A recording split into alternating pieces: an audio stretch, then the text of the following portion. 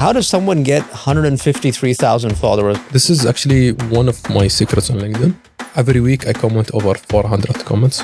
Wow. Yes. I need to level up my game. The more you invest in your personal branding, you're the one going to ghost the recruiter. Personal branding for me, visibility equals opportunity. I am giving advice for everyone, don't use AI. There is 1,000 people applied for this job. How you will stand out between all of these people? If you want to play smart, you have to tailor your CV in every application. A lot of work. If you want the job, you have to do it. One of my goals to eliminate CVs. When I come from US, I literally did over 65 interviews. They told me you're overqualified. How come I am overqualified? There is so many qualified Emiratis. That's why I'm expanding to Instagram.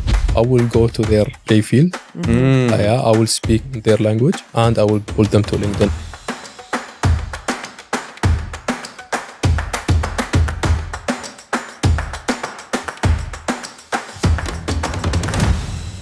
Have you ever wanted a job in the UAE, leaving your current job or just finding a new one, and applied so many times but still struggling to land that job? Today's guest, Ahmed AlDhraif, a UAE national, is going to take us through all the tips and tricks of how to optimize our LinkedIn profile to get more visibility from all of the HR leaders in the region. So Ahmed, ahlan wa sahlan, hayak. Marhaba. UAE is your home country, and actually a home country to many of us expats. You've actually created such a large following on LinkedIn, which is super interesting, around HR and the workspace. How have you seen the evolution in the region? Why are people moving out? Why are people making this place their home? See, most of the expats come here for, it's a tax haven, for sure. And other than that, the safety of Dubai and UAE overall, and all its processes and how smooth and buttery the processes here in UAE. You can literally set up your business in one day, instantly. So this is the things why most people come to Dubai. And what are you most proud of? Literally everything.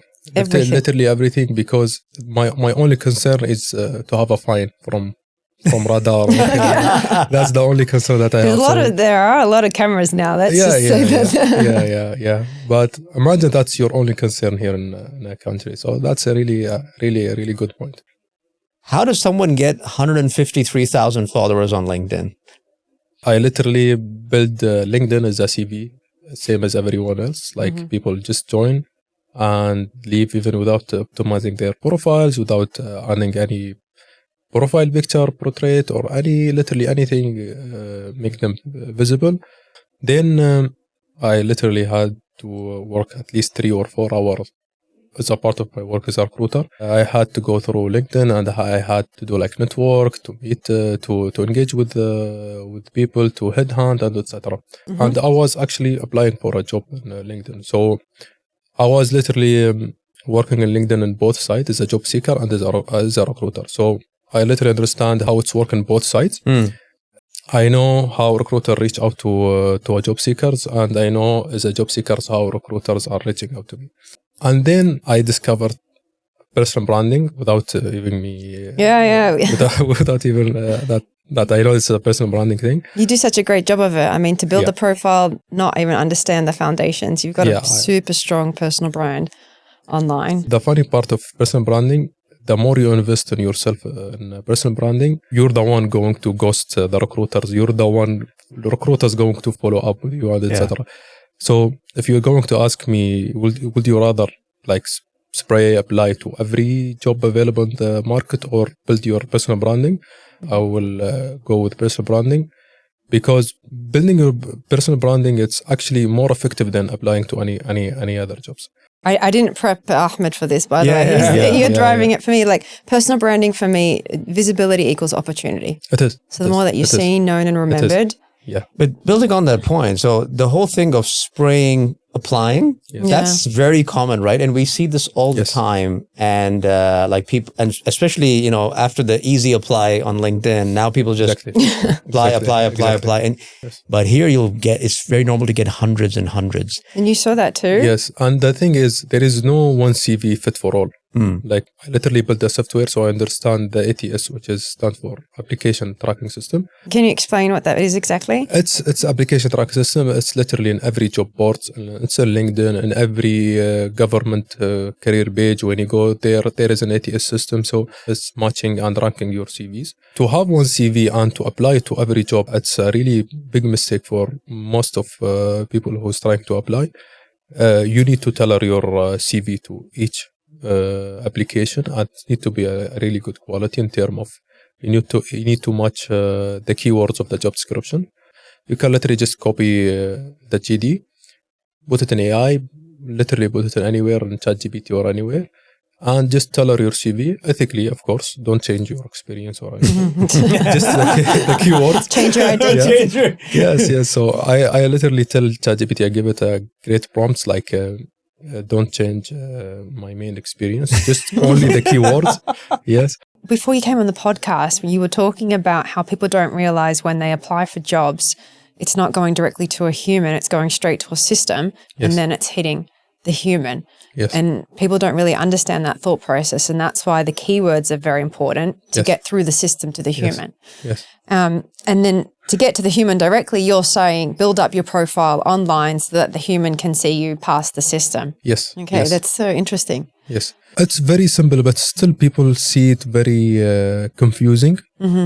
Imagine that you have two CVs, one CV for a network, which is LinkedIn or whatever else, and the other CV, it's actually the ATS CV, which is literally for the system itself to match you up. In every LinkedIn job post, you will see like there is 1,000 people applied for this job. How you will stand out between all of these people? Recruiter will never look at all of these people. The system will. So the system will look at your keywords, if it's matching the job description of this job post or not. And it will match you based on the job description itself. Okay, so you got to get your keywords. Keywords are very important, especially when applying. Yes. And when I tell anyone about this, they keep telling me, Ahmed, so I need to tailor my CV in every job application. It's a lot of work. Yes, you got to do the work. Yes, you have to. It's work. They have to. It's work. It's work, but they have to do it. Yes. If you want the job, you have to do it. Yes, they have to do it to stand out, especially when in LinkedIn or any job boards. When you do any invitation in LinkedIn, it will ask you if you want it to be personalized or not. This is actually considered as a mini cover letter. For example, I have over 6,000 maybe invitation. I literally only accept people who did like a personal message for me, because I know he put some efforts. There's something he want to reach out to me. And you still have 153,000? Even though you're being selective? You're going to have now like 300, 400,000 since you've given away the strategy, getting your attention. Actually, when I am interested to anyone, I want to have a connection with them. I literally write a message, and the message it should be weird. It shouldn't be like an AI generated message.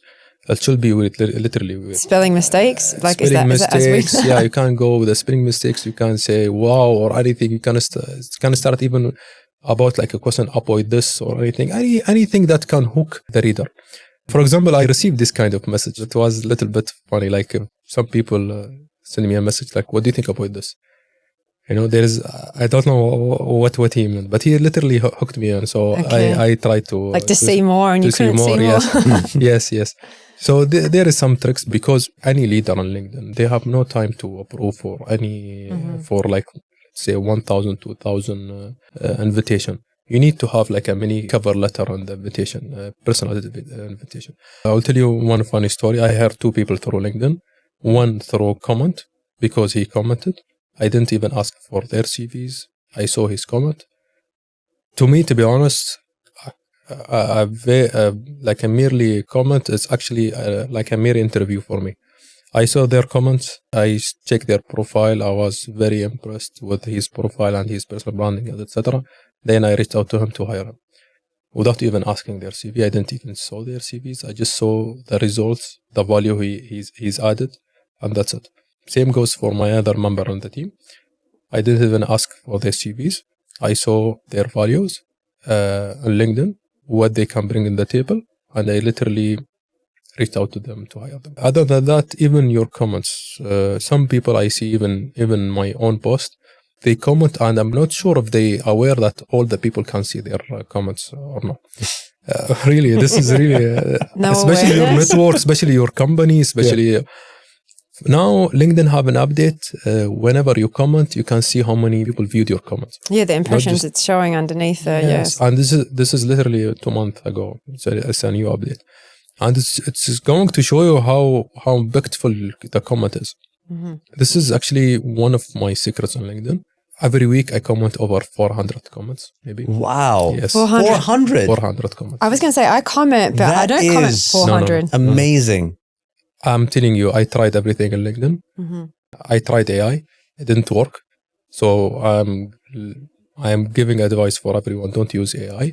You can use AI to help formatting, to help you to write anything, but don't write AI, because anyone who's really great in AI, they can immediately recognize this is an AI post or AI comment. Mm-hmm. Like I can literally know who's if this is a human tone AI comment or no. And your positioning is making hiring human again. Yes. Yes. I even don't engage with AI comments. I don't engage with any AI post. I'm pretty sure this is an AI post. I never engage with them. I'm also starting to get the hang of it now. Mm-hmm. I can now tell as well. I think gradually everybody can tell if a post is AI generated or not. It's the because words. AI has a particular type of wording and choice of words that it uses. Over 80% of CVs in the ATS right now is actually generated from ChatGPT or any other AIs. 80%. 80%. That's a big number. It's a big number. And this is a recent phenomenon, right? Because ChatGPT's only come in the last few years. Yeah, what's your favorite prompt? Because there's a lot of people that don't know how to use AI. I mean, because I work in marketing, it comes a little bit more natural in terms of how to write, what I can pick out, how do I humanize and storytell. But for someone that doesn't know, what would you say the best prompt is? My way of prompt, to be honest, I never use prompt in my head. I always use like a custom ChatGPT. It's called power prompting. Mm-hmm. I tell them what I want, and it generates for me the perfect prompt for whatever I'm going to do. So you prompt it to prompt you? Yes. Okay. Oh, Yes. Okay. Yes, that's actually how it's working. It's really crazy in that term. For example, I have a prompt over, let's say, for over 1,000 characters. There is so much you can't write it by yourself. And to create your prompts, actually, you're going to tell them, act as a prompt engineer who have experience and to create this prompt. And tell them whatever prompts you want. How does that change the dynamic? So earlier you were receiving original, non-ChatGPT CVs. Yes. I mean, we've come across so many candidates who are meticulously trying to develop their own CV, or some being very casual about it, just copy pasting job descriptions from their JDs and then just sending it. Yes. And now everybody has something which is, but it creates another problem now. What's the problem? Yes. Now all of them are similar. Yes. The same keywords. Yes. As a recruiter who knows AI, I can literally spot AI CVs. For myself, I am using literally CV for paperwork. That's it. I don't see any value into it. I see the value after I see the result, after I see what he brings to the table, after I did interview, I understand technically what he's in, if he's a culture fit or not, and etc. I never see any CVs or etc. It's just for a paperwork. So that's interesting. You don't like CVs at all, and you feel like that's something that's going to be phased out? Actually, one of my goals to eliminate CVs. Should be digitalized, should be on your Emirates ID or anywhere. If you want to play smart, you have to tailor your CV in every application. So this is like an endless job.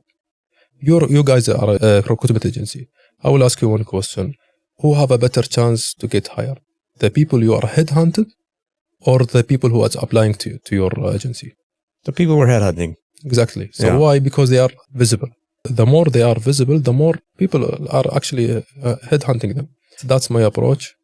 I would rather build my personal branding than keep applying with my CV to everywhere. That's actually my advice to everyone. And definitely the more you invest on personal branding, the more opportunities that you're going to have. The more you don't even want to get hired anymore. You will find better opportunities. You will find a way how to create your own business and etc. So personal branding, it's actually a mandatory thing nowadays. I can't believe this is recording. I promise that this was not a preemptive conversation. But in terms of making visibility, so there was a point where you were like, okay, great. The effort that I'm spending creating my brand, now I'm starting to see the reward? Because personal branding is more of a marathon, not a sprint. It is. How do you encourage people to start personal branding, especially the graduates that are coming up? Yes, I will tell you something funny. When I come from US, I literally did over 65 interviews. They all ghosted me. I never heard any answers, and I was like clueless. What's going on?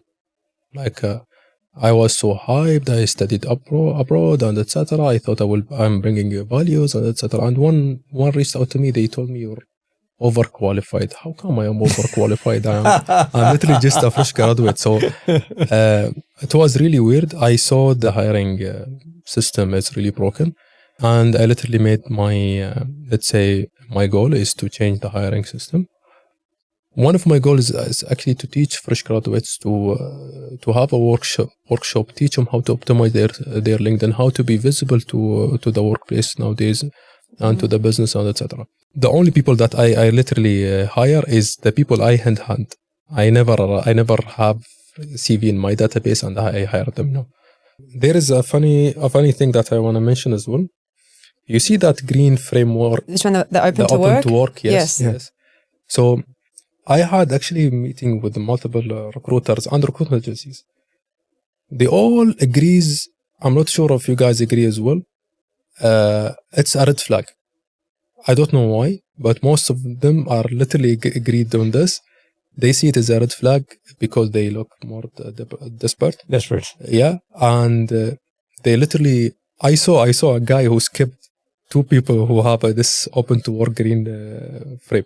It's regional, right? Because in other countries like Australia, it's actually celebrated that you do change your profile. So this region, for some reason, sees this as a major red flag. Why you want to show everyone that you are open to work, and maybe it's going to fire back at you on your own work, you know. Well, that's great advice. Yeah. Especially if you're currently with an employer. Yes, I'm open to work. Okay. Yeah, actually, even my people aren't doing that. Yes, doing it while they're at work, employed. Yes. I heard my boss open to work. I see it a lot right now. I even reach out to them. I send them DM. Please remove this one. Remove oh my gosh! Remove it. Come on! Everyone in LinkedIn can see you. Even your line manager, even your. I personally wouldn't take it negatively if they're out of a job and then they say open to work, and this happens a lot, right? It happens to everybody at some stage, maybe, you know. So maybe I think that's something that everyone needs to check, right? Yes, even if they don't have a green open to work, I can see if you're open to work or no as a recruiter. As a recruiter, okay. Yes, as a recruiter. So but again, don't have to show it. Publicly, yes. Your chances of getting hired are going to be through the marathon, which is building up your brand on social media, particularly LinkedIn, which is a combination of what's there on the page, but also your messages, your comments, posts. Exactly. That's building up to the personal brand. Yes. Versus you chucking your CV across and applying to hundreds of jobs. If I understood correctly, so that's going to be... Yes. Actually, I spoke with Robyn about this. I was doing this without knowing this is a personal branding. I love that. Yeah. Then they told me, Ahmed, this is a personal branding. What you're doing is called a personal branding. Then I figured out, okay, what I'm actually doing is a personal branding, which is actually working. I stopped lying. Before this podcast, I literally had an interview. I'm not bragging, but I'm telling you, there is so much opportunity that I start to receive after I built my own personal branding. That's what I'm advising all job seekers or even fresh grads and etc. Start with your personal branding. The more you invest on your personal branding, the more opportunities you will receive. And it's actually working better than applying jobs. Especially you guys as recruitment agencies, you just say that you guys hire only the people you headhunt. Yeah. This is, I think, that you're targeting people who are visible, who are showing up. It's not necessary, they don't need to be like an influencer on LinkedIn, or they don't need to be a content creator or anything. They can't just be visible. They just need to be optimized with their keywords and etc. For example, when you are a recruiter to find any candidate, you look for a certain keywords in your JDs that you're trying to headhunt for. These certain keywords should be in your LinkedIn. For example, I will tell you one trick I tell all my clients. Your section about should have a skill set that it's overall what you bring to the table. Who are you? Not it shouldn't be related to any of the roles and the experience sections. Other than that, when you follow any companies you're interested in LinkedIn, it actually shows to a recruiter that this LinkedIn user are interested in your company. He's following you. They actually care about this. They care about people who's following their companies, standing out between the crowd. It's a small detail. Big impact. Yeah. So I always advise people try to follow all the companies that you're interested in, not just because to show up to the recruiters that you're interested, also to have their news and your feedback, also their opportunities and etc. The more visible you are, the more opportunities that you're going to receive. Okay. For example, I had one opportunity.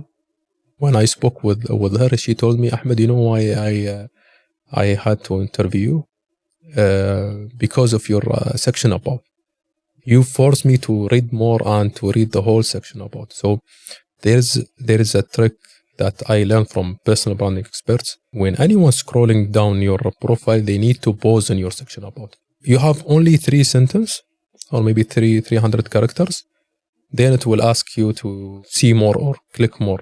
So you have to be very smart to pick a very good hook to make anyone to pause and click read more. This is all advertising, right? The hooks and the clickbaits. Yes. And kind of. Yes. So you're saying that every single point on your LinkedIn needs to have a little hook and clickbait as you scroll it should through. Be. Okay. It's a mandatory thing, to be honest. It's a mandatory thing because nowadays who's reading a section about? No one.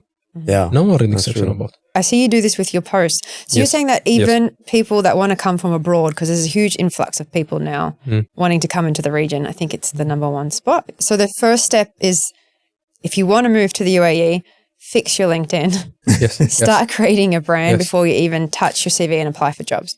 Not sure if you guys are familiar with Nakri Golf and Bait.com. Yes, of course we are. So I also advise most of the job seekers to create a profile there. It's similar to LinkedIn. You will be more visible. You will start to show on Google search engine and etc. I call that the digital ecosystem. Yes. So as many touch points as you can and control your channels. That's super interesting. LinkedIn is more of networking. If I want to apply to a job and I see something very interesting and this role is for me, I literally use all the channels. Not just apply it on their website. I apply it on LinkedIn, or if I put it in any job board, not just on LinkedIn. I even reach out to their HR and I even reach out to the hiring manager of this role. Like I'm searching, okay, this role is a business partner. I'm going to find out who's the executive director of business partner or whoever is the business partner is reporting to. So I reach out to them, share with them a cover letter and tell them what can I bring as a value. Do HR read cover letters? Do they still read cover letters? Actually, cover letter is changed. It's not like before now. Your comment actually it's considered as a cover letter. Your personalized invitation is a cover letter right now. Your email is a cover letter. So everything is considered as a cover letter right now. People somehow confuse it with a letter, like a physical cover letter that should be attached on the CV and share it to any HR department or etc. I read it by myself. When someone said a cover letter, I never read the CV. I only read the cover letter, and I can judge between the cover letter if it's worth to read the CV or not. Really? Yep. Because whatever he wrote in the cover letter is actually the value that I want. That's why I keep tell people, like, even your CV, show your value, never show your tasks. What I think is actually work, and that's how I built my system is, or my application is. CV is just a paperwork. Cover letter is actually the thing that's going to hire you. I'm surprised. I never would have thought that would be the answer, to be very honest. But I can understand now because you're a lot more human in your cover letter. Yes. And that's why you're saying ChatGPT is writing 80% of the cover letters. And stop doing that. I want to dive into Emiratization. There's a huge mandate now, right, Osama, for people to hire Emiratis. Yeah. We went through this journey with like 10 years ago with Saudization. And at the time, it was a big drive in Saudi Arabia. And initially, there was a bit of a demand-supply issue where there weren't enough qualified Saudis. Okay. But because every company had a Saudization target, it was like, we just need Saudis. And it was creating this sense of entitlement. But gradually, it's, as and when more and more Saudis came into the market, this problem sort of fixed itself. And now you can find Saudis in almost every field. Emiratization, the process has started more recently. How do you see this evolving? And also, is it realistic to be able to find qualified Emiratis across all disciplines? Actually, there is so many qualified Emiratis. I'll tell you one story that I had the opportunity to work with Tawteen, and there is an initiative called Open Day. We got invited to for this initiative, and me and my colleague. So they told us, just share with us your opening or the vacancies that you have, and we will do the marketing side. We will poll all the job seekers and etc. So me and my colleague in one day we did over 500 interview. 500 interview. And what level are we talking about? Fresh grads or like some experienced or mix? Actually mix, yes. We literally start at 7 a.m. until 6 p.m. and we didn't finish all the job seekers that are trying to find a job. I really had very good exposure at that time. I see so many people are qualified, but they don't know how to stand out. They don't know how to share their voice to the career market. For example, I had one Emirati who have 4 the GPA as an engineering, yeah. And I was just doing a short listing. I told her, okay, what your expectation? And she gave me a very, very, very low salary. And she told me, Ahmed, really? And she told me, Ahmed, I just need to get hired. There was an IT technician who was fixing some wires, and he listened to this conversation, me and the candidate. And he was shocked. He told me, Ahmed, how come these kind of gyms are here and no one know about them? So we have a lot of qualified people, but they are buried. They don't know how to be more visible. They don't know how to show their values and etc. You would think that the new generation of Emiratis graduating, so the 21, 22-year-olds, I mean, but they're all over Instagram. Yeah, they're on social media. So just do the same on the professional front. Again, LinkedIn, they treat it as a CV platform. They never use it as a social media platform. There is a way that I'm trying to do now. That's why I'm expanding to Instagram and to localize my content is actually to pull them to LinkedIn. This is one of my strategy. Okay. I do only English posts on LinkedIn. That's why I expand to Instagram and TikTok. I will go to their play field. I will speak their language. And I will pull them to LinkedIn and how to optimize LinkedIn, etc. This is a way or one of the strategies that I'm doing right now. Very good. I love that. That's amazing. Playing field. Yes. So because literally they still see LinkedIn as like as a CV platform, which is it's far away from a CV platform. Ahmed, honestly, these insights are amazing. I'm still thinking about the 400 comments that you do every week. Okay. Yes, that's I can't move past that. Yes. I need to level up my game. It has been such a pleasure, honestly, having you on here. What an episode. I wish I knew all of this information when I was applying for jobs in the region. Seriously, be sure to continue watching all of our episodes with amazing guests and follow our social channels on YouTube, Instagram, and TikTok. See you next time.